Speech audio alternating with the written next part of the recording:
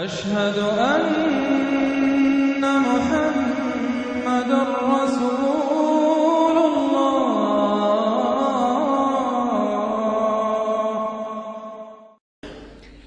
یہ جو اب تیسری صورت آ رہی ہے اس چھوٹے گروپ کی، سب گروپ کی، سورۃ الحجر، اس کا سٹائل بالکل مختلف، مزاج منفرد، لیکن اس مجموعے کے اندر جو ہے اپنے اسلوب کے اعتبار سے یہ بالکل منفرد ہے۔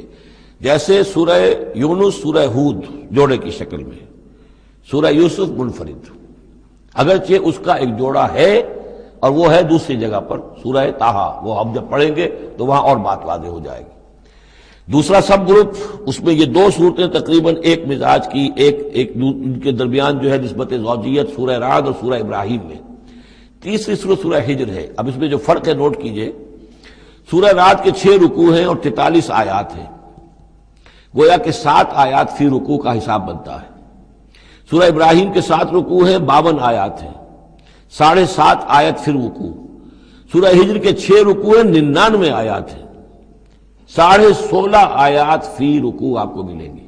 یہ اصل میں قرآن مجید میں مکی صورتوں میں آپ کو اسلوب کا یہ فرق نوٹ کر لینا چاہیے کہ جو ابتدائی صورتیں نازل ہوئی اس میں آیتیں چھوٹی چھوٹی، ردم بہت تیز، جیسے کہ پہاڑی نالے ہوتے ہیں، دریا ہوتے ہیں تو ان کا پاٹ بہت کم ہوتا ہے لیکن بہاؤ بہت تیز ہوتا ہے۔ دریائے کنہار جس نے بھی دیکھا ہے، دریائے سوات دیکھا ہے کالام میں یا کہیں اور، تو ان کی چوڑائی تو کچھ بھی نہیں ہوتی، بلکہ دریائے سندھ یہ پورا جو ہے، یہ شاہراہ ریشم جو ہے اس کے ساتھ دیکھیے تو نیچے معلوم ہوتا ہے چھوٹی سی کوئی لکیر پانی کی ہے، اس کے سوا کچھ بھی نہیں۔ لیکن جب وہی دریا آتے ہیں میدانوں میں تو اب آپ کو معلوم ہے دریائے سندھ جب دریا خاں کے پاس سے گزرتا ہے تو وہ 14 میل چوڑا بھی ہوا کرتا تھا، بارشوں کے زمانے میں 14 میل چوڑائی، اسی طریقے سے نیچے باولپور کے ایریا میں۔ تو یہ فرق ہے ان آیات کا۔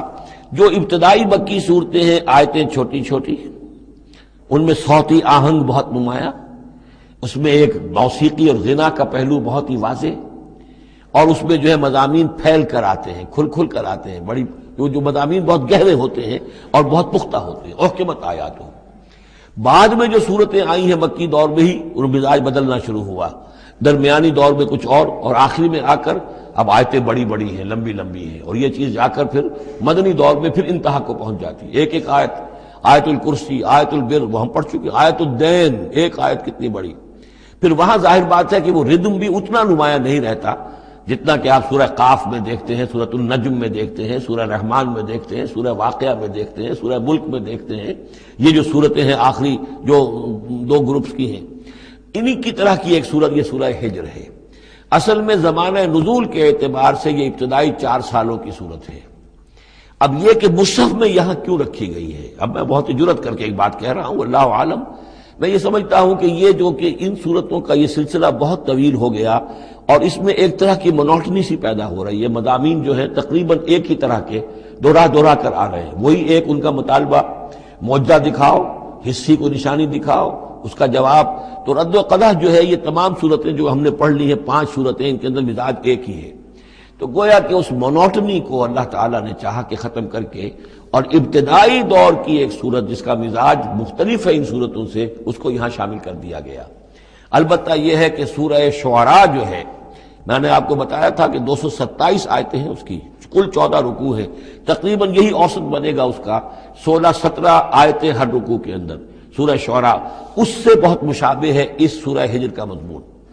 دوسری بات یہ نوٹ کر لیجئے کہ یہاں پر خاص طور پر وہ جو میں نے آپ سے عرض کیا تھا کہ جو پاروں کی تقسیم ہوئی ہے اس میں کوئی حکمت پیش نظر نہیں رکھی گئی، اور یہ دور صحابہ میں تھا بھی نہیں۔ اب دیکھیے کہ سورہ ہجر کی صرف ایک آیت ہے کہ جو 13ویں پارے میں شامل ہے، اور اس کے بعد پوری سورت جو ہے ربما یود الذین کفروا، یہ پوری جو ہے دوسرے پارے 14ویں پارے کے اندر ہے۔ یہی سورت ہم دیکھ آئے ہیں سورہ ہود کے اندر۔ سورہ ہود کی صرف چند آیتیں ہیں کہ جو 11ویں پارے میں تھی، جی ہاں، اس کی 5 آیتیں جو ہیں یہ 11ویں پارے میں اور باقی پوری صورت 12ویں پارے میں۔ تو پاروں کی تقسیم جو ہے یہ اصل میں وہ بعد کے زمانے میں کی گئی ہے، اور اس میں ان چیزوں کو مد نظر نہیں رکھا گیا، جبکہ منزلیں پوری صورتیں، 3 صورتیں، 5 صورتیں، 7 صورتیں، جیسا کہ میں آپ کو بتا چکا ہوں۔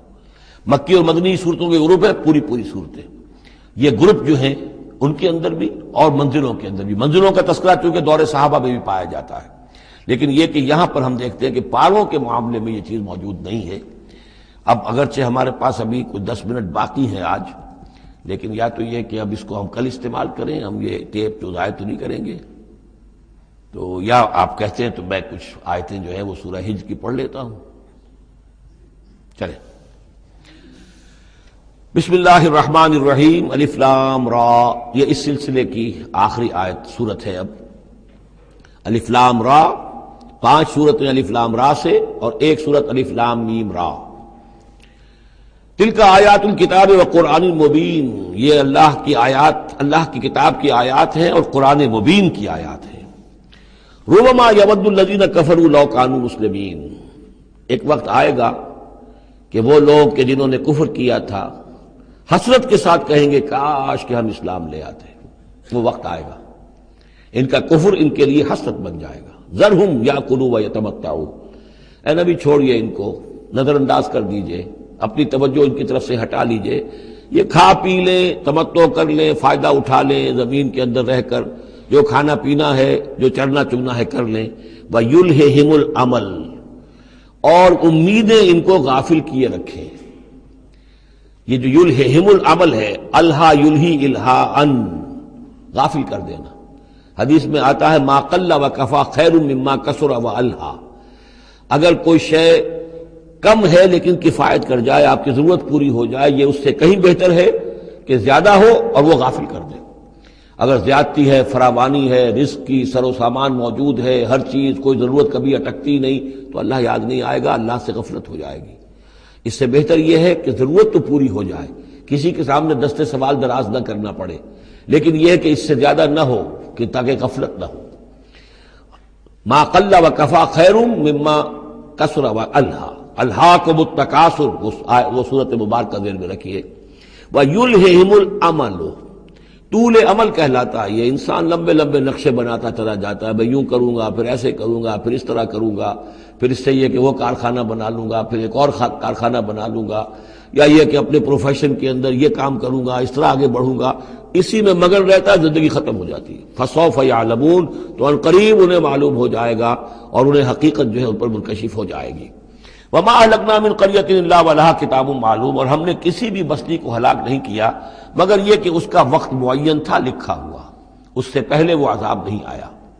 مَا تَسْبِقُ مِنْ أُمَّةٍ أَجَلَهَا وَمَا يَسْتَأْخِرُونَ، اور جب وہ وقت آ جاتا تھا تو نہ کوئی امت وہ اس سے پہلے آگے بڑھ سکتی تھی اور نہ وہ پیچھے کر سکتے تھے۔ وہ وقت تو معین ہے اللہ کا، تو نہ وہ پیچھے کر سکتے ہیں نہ امت آگے بڑھ سکتی ہے۔ وَقَالُوا يَا أَيُّهَا الَّذِي نُزِّلَ عَلَيْهِ الذِّكْرُ إِنَّكَ لَمَجْنُونٌ، اور بڑی ڈھٹائی کے ساتھ انہوں نے کہا اے وہ شخص جس کا یہ گمان ہے کہ اس پر ذکر نازل ہوا ہے۔ یہ ترجمہ میں کر رہا ہوں، ورنہ لفظی ترجمہ کیا ہوگا؟ اے وہ شخص جس پر ذکر نازل کیا گیا ہے، انک لمجنون، ہمارے نزدیک تو تم مجنون ہو، تمہارا دماغ خراب ہو گیا ہے، تم پر جن کا اسیب کا سایہ آ گیا ہے، یا تمہارا دماغی توازن صحیح نہیں رہا۔ لہذا بامحاورہ ترجمہ ہوگا اے وہ شخص، قالوا یا ایھا الذی، اے وہ شخص جو یہ سمجھتا ہے، جس کو یہ زوم ہے، جس کا گمان ہے، نزل علیہ الذکر، کہ اس پر اللہ کی طرف سے الذکر نازل ہوا ہے، یاد دہانی نازل ہوئی ہے، انک لمجنون، ہمارے نزدیک تو تم دیوانے ہو گئے ہو۔ معاذ اللہ ثم معاذ اللہ، لو ما تاتینا بالملائکۃ ان کنت من الصادقین، کیوں نہیں لے آتے فرشتوں کی فوج ہمارے سامنے اگر تم سچے ہو۔ ما ننزل الملائکۃ الا بالحق، اور اللہ تعالیٰ کی طرف سے جواب آ رہا ہے ہم نہیں اتارا کرتے فرشتوں کو مگر حق کے ساتھ۔ فرشتے تو آتے تو عذاب لے کر آتے ہیں، فیصلہ لے کر آتے ہیں۔ فرشتے آئے تھے حضرت لوط کی قوم کے اوپر اور سدوم اور عمورہ کی بستیوں پر عذاب لانے کے لیے آ گئے تھے، تو یہ فرشتوں کو بلانا چاہتے ہیں، اپنی شامت بلانا چاہتے ہیں۔ ما ننزل الملائکۃ الا بالحق، وہ تو آتے ہیں تو آخری فیصلے کے لیے آتے ہیں۔ وما کانوا اذا منذرین، اور پھر انہیں کوئی اور پھر مہلت نہیں دی جاتی۔ انا نحن نزلنا الذکر وانا لہ لحافظون، یقیناً ہم ہی نے یہ ذکر نازل کیا ہے اور ہم ہی اس کے محافظ ہیں، ہم اس کی حفاظت کریں گے۔ یہ آیت مبارکہ بہت اہم ہے، جیسا کہ اس سے پہلے بھی عرض ہو چکا ہے کہ قرآن کی محفوظیت کے معاملے میں کہ اللہ تعالیٰ نے اس کی حفاظت کا ذمہ خود لیا ہے۔ یہاں تک تو تعلق ہے انا نحن نزلنا الذکر کا تو یہ چیز تو اپلیکیبل ہے تورات کو بھی اور انجیل کو بھی. تورات بھی اللہ نے نازل کی، ہم پڑھ چکے سورہ مائدہ میں انا انزلنا التوراۃ فیہا ھدی ونور، فیہا ھدی ونور.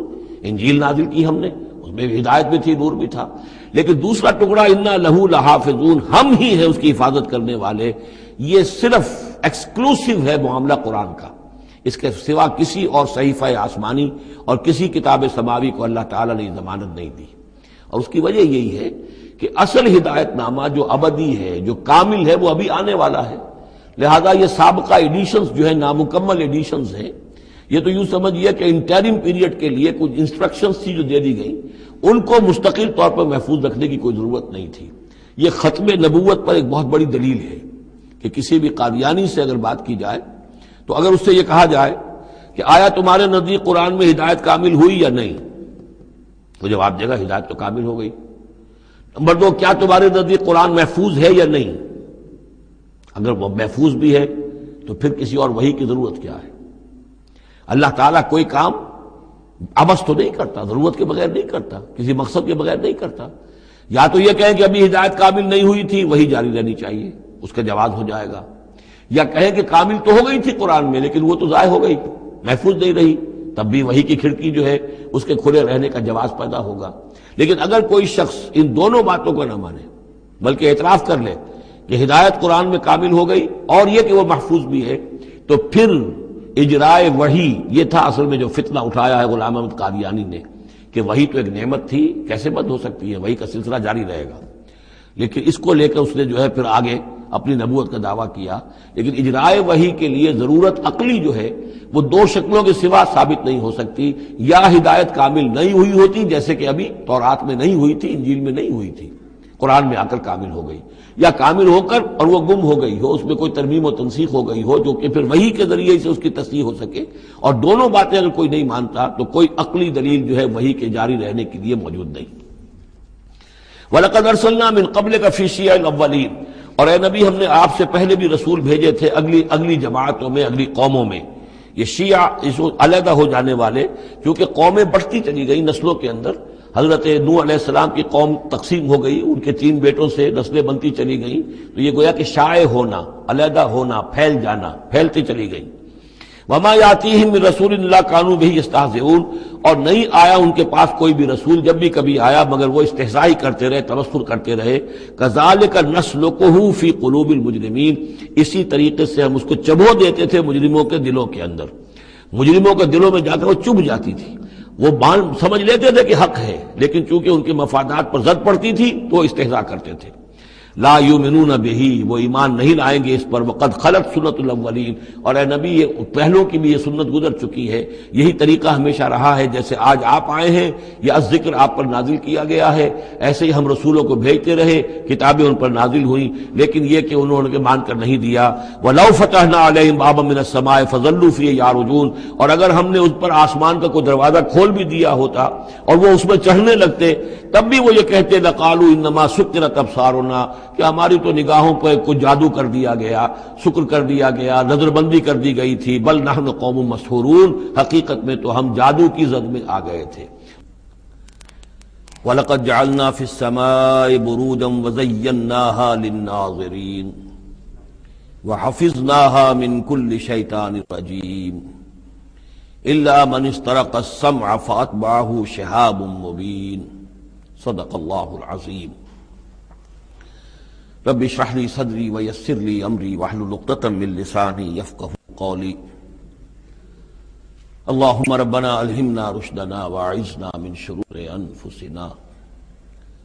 اللهم ارنا الحق حقا وارزقنا اتباعه وارنا الباطل باطلا وارزقنا اجتنابه. اللهم ربنا آنس وحشتنا في قبورنا وارحمنا بالقرآن العظيم. اللهم اجعله لنا إماما ونورا وهدى ورحمة. اللهم ذكرنا منه ما نسينا وعلمنا منه ما جهلنا وارزقنا تلاوته آناء الليل وآناء النهار واجعله لنا حجة يا رب العالمين آمين. سورہ ہجر کے پہلے رکوع میں، جس کا ترجمہ ہم کر چکے ہیں، دو مرتبہ قرآن حکیم کے لیے لفظ آیا ہے الذکر، اس کی طرف خصوصی توجہ کی ضرورت ہے۔ ایک تو یہ کہ خود اللہ تعالیٰ نے فرمایا انا نحن نزلنا الذکر وانا لہ لحافظون، ہم نے ہی یہ ذکر، یہ قرآن نازل کیا ہے اور ہم ہی اس کے محافظ ہیں۔ اور ایک مرتبہ آیا ہے کہ جو آپ کے مخالفین تھے اور جو استہزاء کر رہے تھے، انہوں نے مذاق اڑاتے ہوئے کہا یا ایھا الذی نزل علیہ الذکر انک لمجنون، اے وہ شخص کہ جس کا گمان ہے ذکر نازل ہوا ہے، ہم تو سمجھتے ہیں کہ تمہارا دماغی توازن ٹھیک نہیں رہا، یا یہ کہ تم پر کسی آسیب کا سایہ آ گیا ہے۔ یہ مجنون کی وضاحت بھی سمجھ لیجئے، مجنون جن سے بھی بنا ہے۔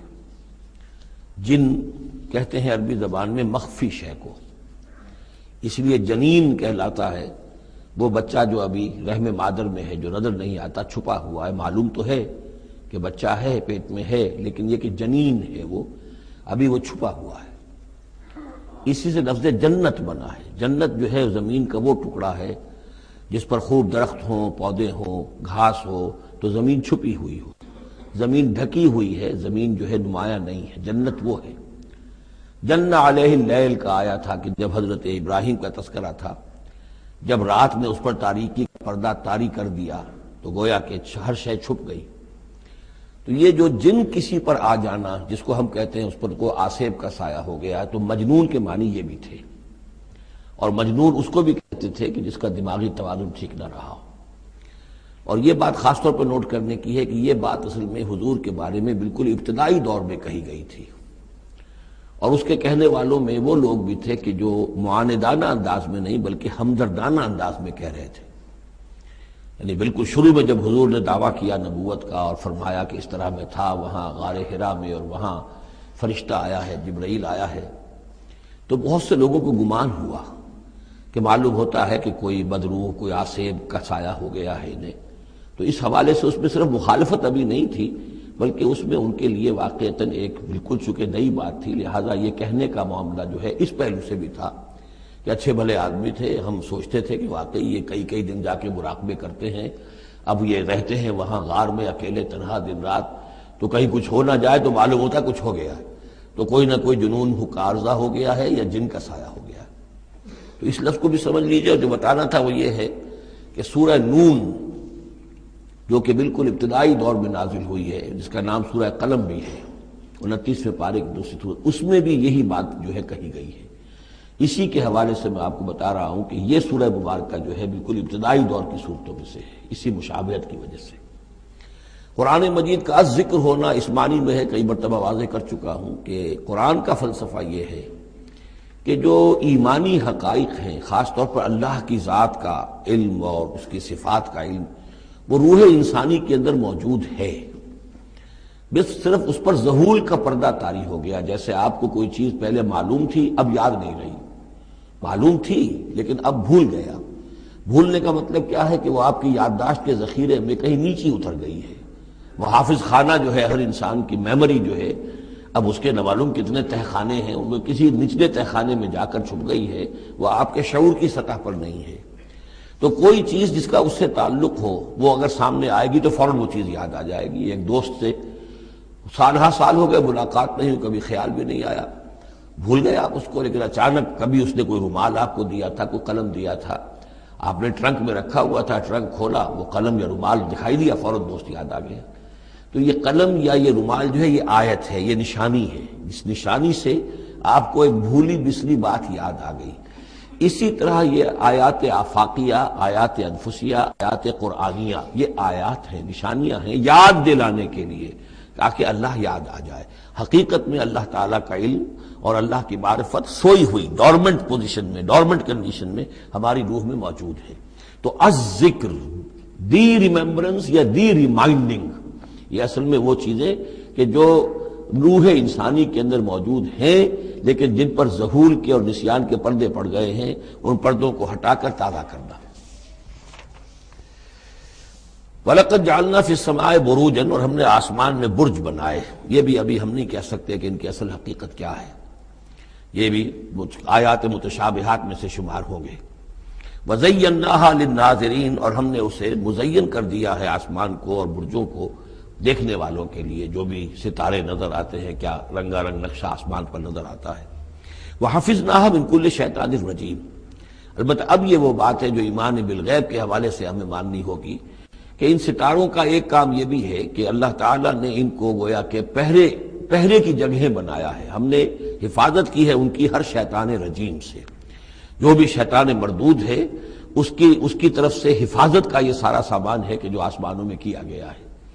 اب اس کے لیے آج میں چاہتا ہوں کہ وہ بات آپ سمجھ لیں اچھی طرح، کہ جیسے آپ آگے آ بھی جائے گا کہ انسانوں کی تخلیق جو ہے وہ تو یوں سمجھیے اس کائنات کے تخلیق کے اعتبار سے بڑی ریسنٹ شے ہے، بڑی ماضی قریب کی بات ہے۔ انسانوں سے بہت پہلے جنات پیدا کیے گئے تھے، جنات سے بہت پہلے ملائکہ پیدا کیے گئے تھے، اور انسانوں کی ارواح بھی اسی دور میں پیدا کی گئیں جبکہ یہ ملائکہ پیدا کیے گئے تھے۔ تو جتنی مخلوقات کو ہم جانتے ہیں، بہت سی مخلوقات اب بھی ایسی ہوگی کہ جس کا ہمیں کوئی شعور نہیں، ادراک نہیں، ہم جانتے ہی نہیں۔ جیسے ابھی ہمیں ریسنٹلی معلوم ہوا وائرس بھی کسی بلا کا نام ہے، اس سے کچھ پہلے ہمیں معلوم ہوا بیکٹیریا بھی کسی چیز کو کہتے ہیں، ورنہ یہ کہ ان چیزوں کا کوئی علم ہمیں نہیں تھا۔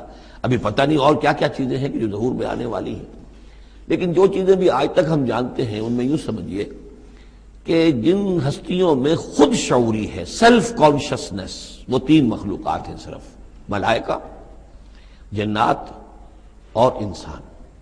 باقی جو حیوانات ہیں زمین کے اوپر، چاہے وہ بر کے ہیں یا بحر کے ہیں یا ہوا کے ہیں، فضا کے ہیں، پرندے ہوں یا زمین پر چلنے والے خشکی کے جانور ہوں یا دریا میں اور سمندر کے اندر جو بھی حیوانات ہیں، مچھلیاں ہیں یا اور جاندار ہیں، ان سب میں شعور تو ہے، خود شعوری نہیں ہے۔ البتہ یہ کہ ترتیب یہی ہے کہ پہلے جنات پیدا کیے گئے اور وہ چونکہ آگ سے پیدا کیے گئے تھے، تو ان کے اندر پوٹینشل جو قوت ہے وہ ہم انسانوں کے مقابلے میں بہت زیادہ ہے، اور ان کی رسائی اس کائنات میں بہت دور تک ہے۔ بس میرا یہ گمان ہے، باقی چیزیں تو میں خاص وثوق سے کہہ رہا ہوں، لیکن میرا گمان یہ ہے کہ جو سولر سسٹم ہے، چونکہ ہماری اس پوری جو ہماری یہ فیملی ہے، یہ خاندان ہے، جو یہ سولر سسٹم ہے، سورج کا کنبہ کہلاتا ہے، تو اس کا جو منبع سرچشمہ ہے وہ سورج ہے، اور معلوم ہوتا ہے کہ اسی کی آگ سے اور اسی کی لپٹ سے اور جنات کی تخلیق ہوئی ہے۔ تو یہ جنات، سولر سسٹم پورا کا پورا جو ہے وہ جنات کے دائرے میں داخل ہے، وہ اس میں آ جا سکتے ہیں۔ اس کے لیے انہیں کسی راکٹ کی ضرورت نہیں، کسی مشین کی ضرورت نہیں، کسی ذرائع کی ضرورت نہیں، بلکہ اس کی استعداد ان کے اندر موجود ہے۔ یہ پھر اپنی اس استعداد سے فائدہ اٹھا کر اس سے آگے جب ملائکہ کے ذریعے سے کچھ احکام اترتے ہیں، آسمان سے اللہ تعالیٰ کی کوئی تدبیر ہے، ملائکہ کے حوالے کیے گئے ہیں، تو یہ پھر ان سے کچھ چیزیں اچکنے کی کوشش کرتے ہیں، تاکہ وہ جا کر انسانوں میں سے جو وہ عامل لوگ ہیں، کاہن لوگ ہیں، ان کو جا کے ان کو کچھ بتا دیں کہ اب یہ ہونے والا ہے۔ اس لیے کہ ملائے اعلیٰ میں فیصلہ ہو گیا، اللہ تعالیٰ کے ہاں ایک چیز کی تدبیر جو ہے وہ طے ہو گئی، اب اللہ تعالیٰ نے فرشتوں کے حوالے کیا ایگزیکیوشن کے لیے۔ ایسے ہی ہے جیسے کہ پریزیڈنٹ ہاؤس سے تو ایک حکم جو ہے وہ جاری ہو گیا، اب اس کا اجرا ہوا ہے، اب کوئی ٹائپ کرے گا، ٹائپ کر کے اسے ڈسپیچ کرے گا، وہ پھر کسی جگہ پر پہنچے گا، پہنچتے وقت لگے گا۔ اگر وہ جو ٹائپسٹ ہے جس نے ٹائپ کیا ہے وہ ٹیلی فون کرتے کہ صاحب اب یہ حکم آنے والا ہے، وہ تو آ جائے گا، تو ظاہر بات ہے وہ حکم تو پہنچ گیا اس کو، اور اس کے حوالے سے وہ جس شخص کو اس نے یہ خبر دے دی ہے وہ اپنی دکان چمکا سکتا ہے کہ دیکھیے مجھے پہلے سے معلوم تھا کہ یہ حکم آنے والا ہے۔ تو اس کائناتی حکومت کے اندر یہ سلسلہ ہے جس کے لیے کہ پھر اللہ تعالیٰ نے اس سولر سسٹم سے آگے کی جو بھی یونیورس ہے اس میں، یہ میرا گمان ہے جو میں عرض کر رہا ہوں، اللہ عالم، اس میں جنات کو آگے بڑھنے سے روکنے کے لیے ان ستاروں کے اندر وہ میزائلز نصب کر رکھے ہیں کہ جب بھی کوئی جنات میں سے ادھر آگے ٹریس پاس کرنے کی کوشش کرتا ہے تو اس پر وہ میزائل پھینکا جاتا ہے، جس کو ہم شہاب ثاقب کہتے ہیں۔ یہ ہے پورا نظام کہ جو یہاں ہمارے سامنے آ رہا ہے۔ تو اس کی یہ حقیقت بہت حد تک تو یوں سمجھیے کہ ایمان بالغیب، کل من عند ربنا، ہمارے رب کے طرف سے ہے، ہم اس پر ایمان رکھتے ہیں، لیکن اب کسی نہ کسی حد تک یہ چیزیں جو ہے، جو بھی ہماری سائنٹیفک اب جو ارتقاء ہو رہا ہے، ترقی ہو رہی ہے، اس کے ساتھ کچھ نہ کسی درجے میں کورابوریشن ہو جاتی ہے۔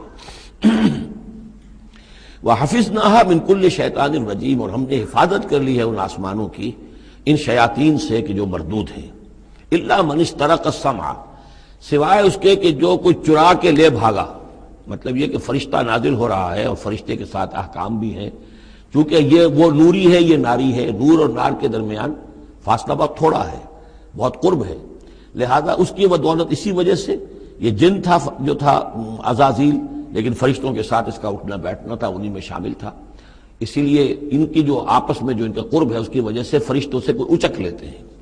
الا من استرق السمع، اگر کسی نے کوئی چیز سن لی اور سن کر وہ بھاگا، فاتبعہ شہاب مبین، تو اس کے پیچھے اس کا پیچھا کرتا ہے ایک انگارہ چمکتا ہوا۔ یہ مثائلز ہیں کہ جو اللہ تعالیٰ نے نصب کیے ہوئے ہیں۔ والارض مددناہا، اور زمین کو ہم نے پھیلا دیا جیسے بستر پھیلایا جاتا ہے، والقینا فیہا رواسیا، اور اس میں ہم نے لنگر ڈال دیے۔ یہ پہاڑ جو ہے قرآن مجید بار بار کہتا ہے کہ زمین کا جو سٹیبلائزنگ ایفیکٹ ہے ان پہاڑوں کا زمین کی حرکت کے دوران۔ فَأَنبَتْنَا فِيهَا مِن كُلِّ شَيْءٍ مَوْزُونٍ، اور اس میں ہم نے اگا دی ہر شے جو کہ بہت ہی اندازے سے ہے، یعنی یہ کہ جو بھی کوئی ایک شے بھی اگر ایک حد سے آگے بڑھ جائے تو وہ باقی ساری چیزوں کو ختم کر دے گی۔ بعض ایسی مچھلیاں ہیں کہ اگر ان کی جو ریپروڈکٹیو صلاحیت ہے، جتنے ان کے انڈے ہوتے ہیں وہ سب انڈے جو ہے وہ مچھلیاں بن جائیں تو چند ہی سال کے اندر یہ زمین جو ہے اس سے کئی گنا حجم جو ہے وہ ایک مچھلی کی اولاد سے اور ایک مچھلی کی نسل سے وجود میں آ جائے گا۔ تو ایک کنٹرول کیا ہوا اللہ نے ہر شے کے اوپر، تمام چیزیں جو ہیں وہ ایک اندازے کے مطابق، ایک وزن کے ساتھ، ایک اندازے کے ساتھ اس دنیا میں چل رہی ہیں۔ من کل شیء موزون، ہر چیز جو ہے وہ ایک اندازے اور وزن کے مطابق ہے۔ وجعلنا لکم فیہا معاش، اور ہم نے اس میں تمہارے لیے طرح طرح کے معاش کے سلسلے پیدا کر دیے۔ ومن لستم لہ برازقین، اور ہم تو ان کو بھی روزی کا سامان دیتے ہیں جن کو تم رزق نہیں دیتے۔ ایک تو یہ ہے کہ تمہارے پاس گھوڑا بندھا ہوا ہے، تمہیں فکر رہتی ہے چارہ اس کو دینا ہے، کچھ نہ کچھ دانہ ڈالنا ہے، لیکن کتنی مخلوقات ہماری ہے کہ تم نہیں ہو اس کو رزق دینے والے، ہم رزق پہنچا رہے ہیں۔ وَإِن مِّن شَيْءٍ إِلَّا عِندَنَا خَزَائِنُهُ، اور نہیں ہے کوئی شے مگر یہ کہ ہمارے پاس تو اس کے خزائن ہیں، لا متناہی، ہماری ریسورسز جو ہیں وہ یہ کہ لمیٹڈ نہیں ہے، لیکن وما ننزلہ الا بقدر معلوم، ہم نہیں نازل کرتے اس میں سے مگر ایک اندازے کے مطابق کہ جو طے شدہ ہے۔ یعنی یہ کہ سٹور تو بہت بڑا ہے، لیکن یہ کہ سٹور سے جو ایشو ہوتا ہے اللہ تعالیٰ کے ہاں ہر چیز کا، تو اس کا ایشو ہونا جو ہے وہ اندازے کے مطابق ہے، ایک حساب کتاب کے ساتھ ہے، ورنہ جیسا کہ میں نے کہا کیوس ہو جائے۔ وارسلنا الرياح لواقح، اور ہم نے بھیج دی ہوائیں، ہم بھیج دیتے ہیں ہوائیں جو بوجھل ہوتی ہیں یا بوجھل کرنے والی ہوتی ہیں۔ لواقح کا مفہوم پہلے تو یہ سمجھا جاتا تھا کہ چونکہ وہ بادلوں کو لے کر آتی ہیں اس اعتبار سے، لیکن اب ادھر ایک اشارہ ہو رہا ہے جدید سائنس کے حوالے سے کہ پولن گرینز جو ہیں وہ بھی ہواؤں کے ذریعے سے آتے ہیں، اور وہ پھر آ کر پھولوں کو جب وہ وہاں فرٹیلائزیشن ہوتی ہے تو اس سے پھر وہ فصل بنتی ہے۔ تو ہوائیں جو ہیں وہ گویا کہ بار آور کرتی ہیں، اور اس طریقے سے یہ نباتاتی نظام چل رہا ہے۔ فَأَنزَلْنَا مِنَ السَّمَاءِ مَاءً، پھر ہم نے اتار دیا آسمان سے پانی، فَاسْقَيْنَاكُمُوهُ، پھر ہم نے وہ پانی تمہیں پلایا، تمہارے پینے کے لیے بندوبست کیا۔ وَمَا أَنْتُمْ لَهُ بِخَازِنِينَ، اور دیکھو تم اس کا سٹور نہیں کر سکتے، اس کا خزانہ نہیں بنا سکتے۔ کہاں کس طرح بناؤ گے خزانہ؟ واقعہ یہ ہے کہ یہ جو واٹر سائیکل ہے اس دنیا میں، یہ بھی اللہ تعالیٰ کے عظیم، یعنی سمجھئے کہ کرشموں میں سے اور اللہ کے معجزات میں سے بہت بڑا معجزہ ہے کہ یہ جو ہمارے پہاڑوں کے اوپر اتنے بڑے بڑے گلیشیئرز ہیں، یہ کیا ہے؟ یہ واٹر سٹوریج ہے، ٹینکس ہے۔ یہیں سے تو پانی ہے جو آ رہا ہے نیچے، وہ پگھل رہا ہے سب دھوپ سے، اور پھر وہ ندی نالوں سے ہو کے دریاؤں میں آیا، اور دریاؤں سے ہوتا ہوا زیر زمین سوتوں میں سے بھی گزر رہا ہے۔ وہ آپ نے کہیں پمپ سے نکال لیا، کہیں کنواں کھود لیا، پھر وہ پانی سارا کا سارا سمندروں کے اندر پہنچ گیا، ڈرین ہو گیا، پھر سمندر سے اب یہاں پر وہ ہو رہا ہے کہ دھوپ کی تمازت سے اب اس کی وہ بخارات بن رہے ہیں، اور وہ بخارات اوپر جا رہے ہیں، پھر وہ واپس جا رہا ہے، پھر وہ جو اوور ہیڈ ٹینکس ہیں وہ پھر جو ہے ریپلینش ہو رہے ہیں، وہ ساری جو کمی ہو گئی تھی پھر نئی برف پڑ گئی ہے، نیا سٹور۔ یہ جو نظام ہے اللہ کا، اور یہ واٹر سائیکل سے ہی زندگی قائم ہے۔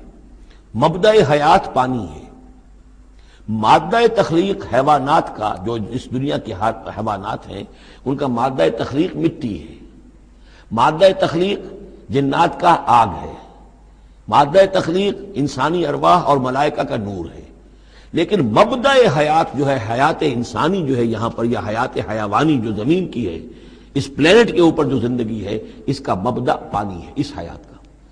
تو اب یہ پانی کا سائیکل ہے جو چل رہا ہے. وما انتم لہو بخازنین، تم اس پانی کا کتنا خزانہ کر سکتے ہو، کتنا سٹور کر سکتے ہو، کس طرح کا نظام چلا سکتے ہو، کتنے بڑے پیمانے پر یہ واٹر سائیکل جو ہے اللہ تعالیٰ نے اس دنیا کے اندر چلایا ہوا ہے.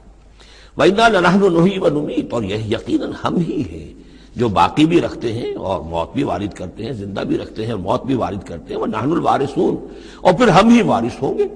ہر شے ختم ہو جائے گی، کسی کی کوئی ملکیت نہیں رہے گی، ساری کی ساری چیزیں پھر ہماری ہی کائنات ہے، ہماری ہی ملکیت ہے. وَلَقَدْ عَلِمْنَا الْمُسْتَقْدِمِينَ مِنْكُمْ وَلَقَدْ عَلِمْنَا الْمُسْتَأْخِرِينَ، ہمارے علم میں سے ہے کون لوگ تم میں سے آگے بڑھیں گے. اب دیکھیے چونکہ ابتدائی زمانے کی صورت ہے یہ، اب کون لوگ ہوں گے جو آگے بڑھ کر قرآن کو سینے سے لگائیں گے، کون لوگ ہوں گے جو محمد کی دعوت پر لبیک کہیں گے.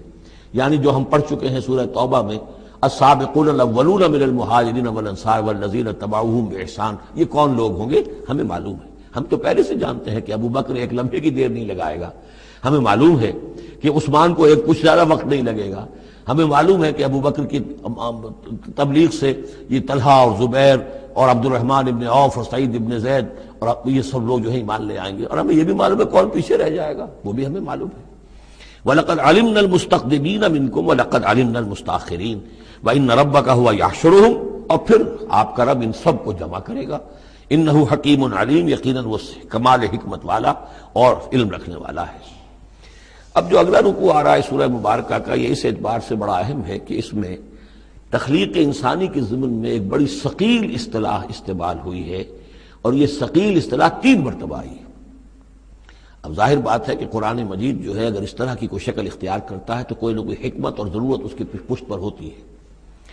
وَلَقَدْ خَلَقْنَا الْإِنسَانَ مِنْ صَلْصَالٍ مِّنْ حَمَإٍ مَّسْنُونٍ، اور یقیناً ہم نے انسان کو بنایا ہے اس مٹی سے جو سنی ہوئی تھی گارے کی اور پھر سوکھ کر کھنکنے لگی. حَمَإٍ مَّسْنُون، سنا ہوا گارا جس میں سے بدبو بھی اٹھ رہی ہو. دیکھیے یہ جو انسان کے مادہ تخلیق کے ضمن میں قرآن میں الفاظ آئے ہیں اب ان کو گنتے جائیے. نمبر 1 تراب، مٹی سے بنایا انسان کو. مٹی میں پانی مل گیا، گارا بن گیا، تو اس کو کہتے ہیں تین، من تین. خلقتنی من نار وخلقتہ من تین، یہ سورہ اعراف میں ہم پڑھائے ہیں. ابلیس نے کہا تھا کہ مجھے تو نے بنایا آگ سے اور اس کو بنایا آدم کو گارے سے، اور اب چاہتا اور مجھے حکم دے رہا ہے کہ میں اس کے سامنے جھکوں، میں تو اس کے سامنے نہیں جھک سکتا. تین کے بعد آیا تین لازب، گارا پڑا رہے تو وہ جب اس کے اندر پھر کچھ چپچپاہٹ پیدا ہو جاتی ہے، اور یہ پرانے زمانے میں ہوتا تھا. اب تو میں سمجھتا ہوں کہ جدید نسل کو تو ان چیزوں کا علم ہی نہیں ہے. کچے گھر بنتے تھے تو انہیں لیپتے تھے، پوتتے تھے، گارا بناتے تھے، تغاری ہوتی تھی، پھر مٹی کے اندر تھوڑی سی توڑی ڈال دیتے تھے. کوئی آرگینک میٹر ڈالیں گے تو فرمنٹیشن ہوگی، فرمنٹیشن ہوگی تو لیس سا اٹھے گا. ورنہ یہ کہ گارا جو ہے اگر اس گارے سے اگر پلسٹر کریں گے تو وہ پھٹ جائے گا. لیکن جب وہ گارا ذرا سن جاتا ہے، اس میں لیس پیدا ہو جاتا ہے، تو پھر اب جب اس کے ساتھ لیپتے تھے دیواروں کو، میں نے تو اپنے بچپن میں یہ سب دیکھا ہے، ایسے گھروں میں ہم رہے بھی ہیں کہ جن میں یہی فرش بھی اسی طریقے سے لیپے ہوئے ہوتے تھے اور دیواریں بھی ہوتی تھی. تو یہ کہ پھر اس کے اندر وہ ایک لیس سا پیدا ہو جاتا ہے فرمنٹیشن سے، وہ تین لازم ہے. اس سے اگلی سٹیج یہ ہے کہ اب وہ سڑنے لگے. یہ یعنی فرمنٹیشن اتنی پہنچ گئی کہ اس میں ہے حَمَإٍ مَّسْنُون، سنا ہوا گارا.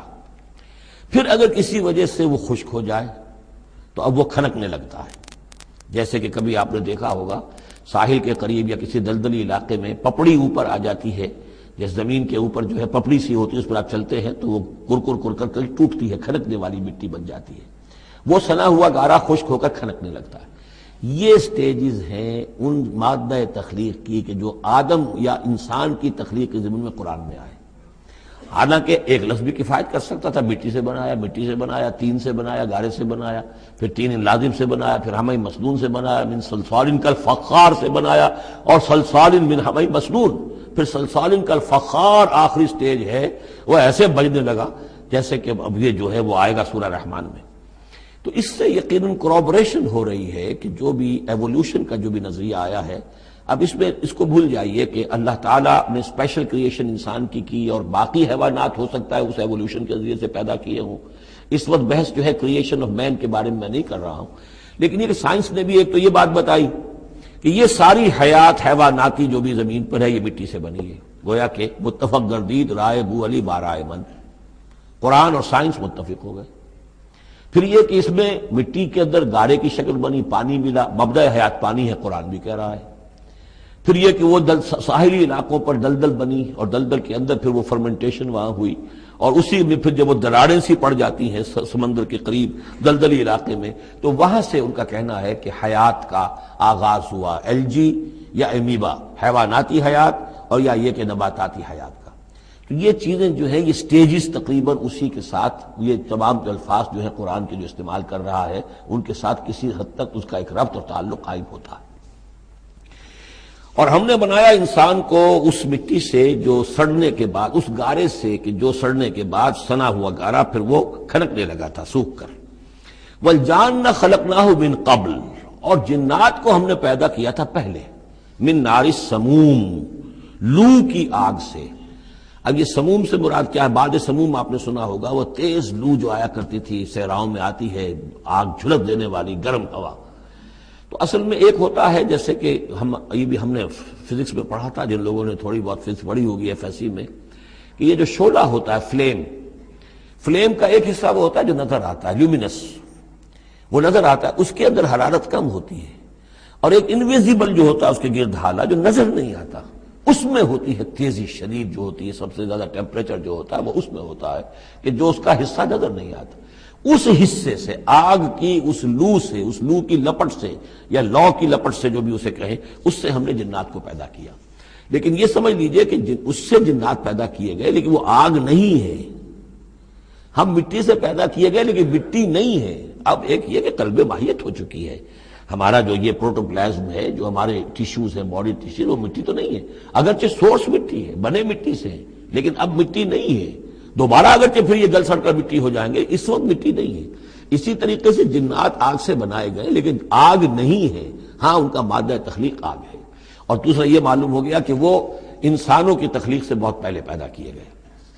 وَإِذْ قَالَ رَبُّكَ لِلْمَلَائِكَةِ إِنِّي خَالِقٌ بَشَرًا مِّن صَلْصَالٍ مِّنْ حَمَإٍ مَّسْنُونٍ، اور یاد کرو جب کہ کہا تھا آپ کے رب نے فرشتوں سے کہ میں بنانے والا ہوں ایک بشر اس کھنکھناتے ہوئے سنے ہوئے گارے سے۔ پھر وہی الفاظ، من صلصال من حمأ مسنون، ثقیل لفظ ہے، ثقیل اصطلاح ہے۔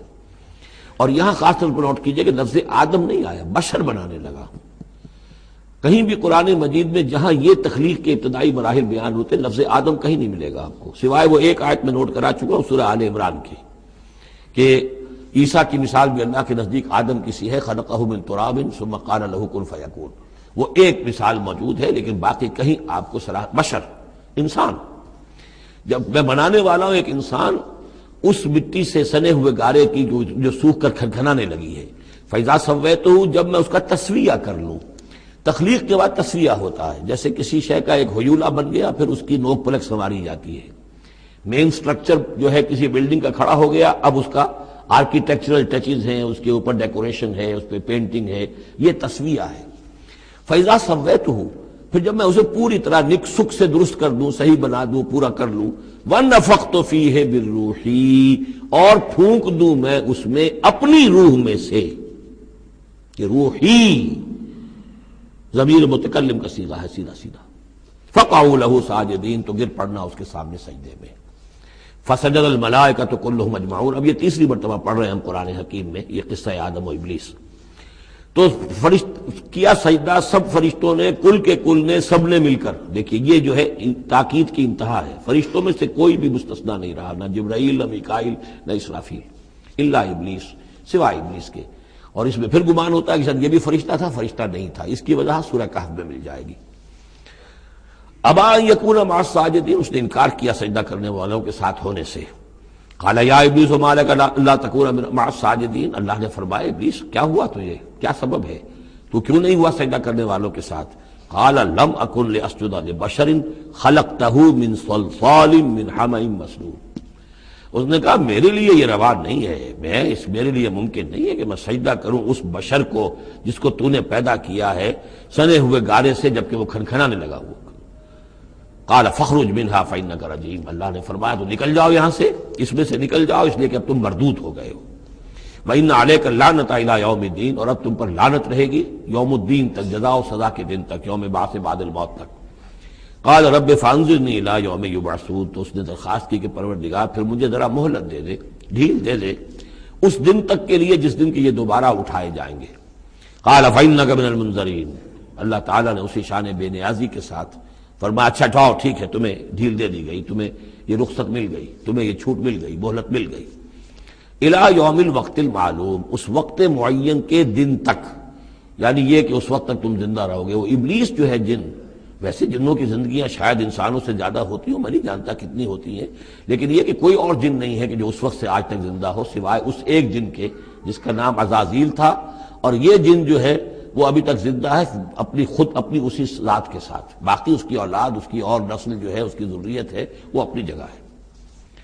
قال رب بما اغویتنی، اب اس نے کہا پروردگار جو تو نے مجھے گمراہ کیا، اب نوٹ کیجئے وہ گمراہی کو اللہ کی طرف منسوب کر رہا ہے۔